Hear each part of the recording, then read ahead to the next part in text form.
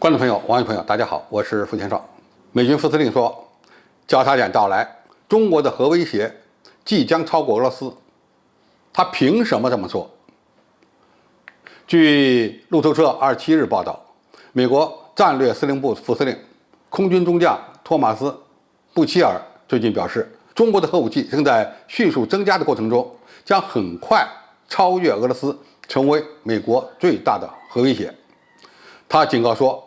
两国没有任何机制来避免误会。他凭什么这么讲呢？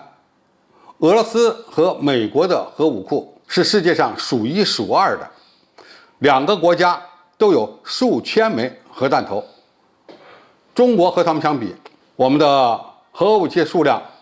远远少于他们。他认为这一结论将不仅仅是基于北京存储的核弹头的数量，还将取决于这些核弹头的作战部署。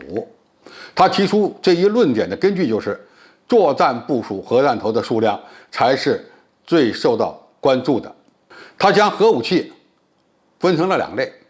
一类呢是处于战斗部署状态的，另一类呢是处于仓储状态的。布希尔认为，中国虽然总体的核弹数量非常有限，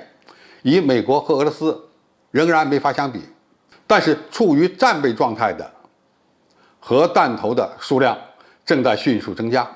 布希尔还给出了能够证明中国增加战备核力量的理由，包括新建的导弹发射井、核潜艇的数量等等。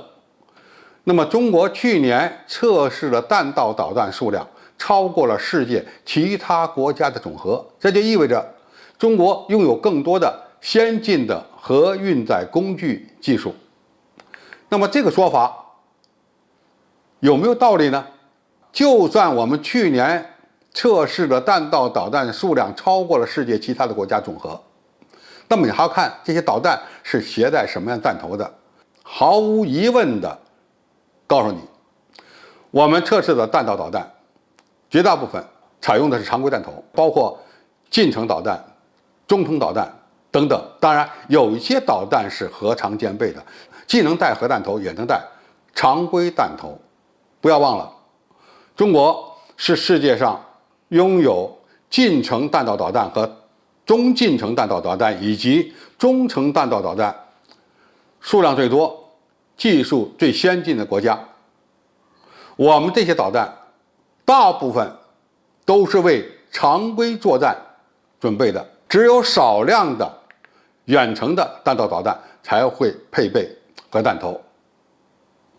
这也正是中国核战略优势所在。那么，中国核战略的优势它在哪儿？首先，我们核弹头的技术水平比较高，比如说氢弹弹头，美国的和俄罗斯的都不能长期储存，唯独中国的氢弹头是可以长期储存使用的。再一个呢，我们的弹头数量绝对是会控制在有限的数量之内，因为你造这么多的核弹头，不能吃不能用，你还要维修保障，甚至呢，到时候还要修毁。那么这些费用是非常高的。核弹头的数量对我们而言并不是最关键的因素，有多有少，这要根据我们的核战略而确定。而我们不像美国和苏联一样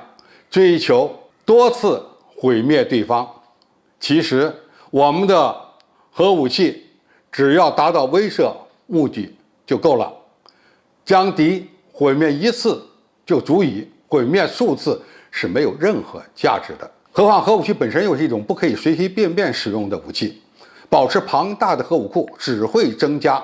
军费开支，增加浪费。其实呢，决定未来核威慑力量就是两个核心指标，一个是呢核武器的运载攻击的突防能力，只有能够有效的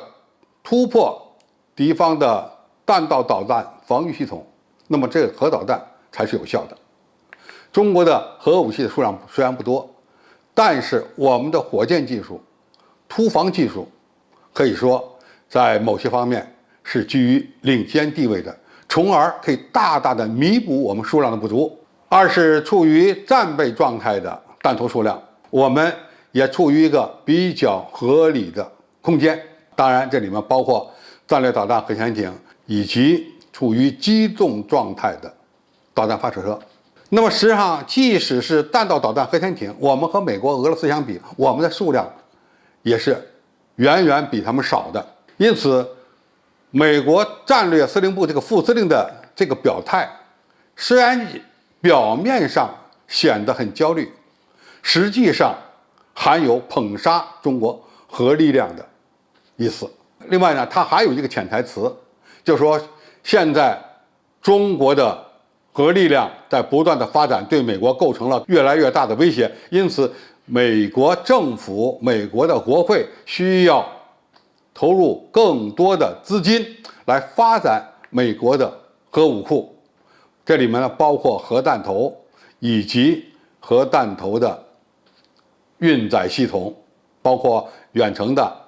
特别是洲际的弹道导弹。那么，他这样的言论，实际上呢，企图达到一箭双雕的目的，更多的呢是面向美国国内的公众，利用中国来吓唬美国民众，从而为他们进一步的发展大规模的杀伤性武器，特别是核武器铺平道路。好，今天介绍就到这里，谢谢大家收看。感兴趣的朋友，我们可以在下面的留言区留言交流讨论。我们下期再见。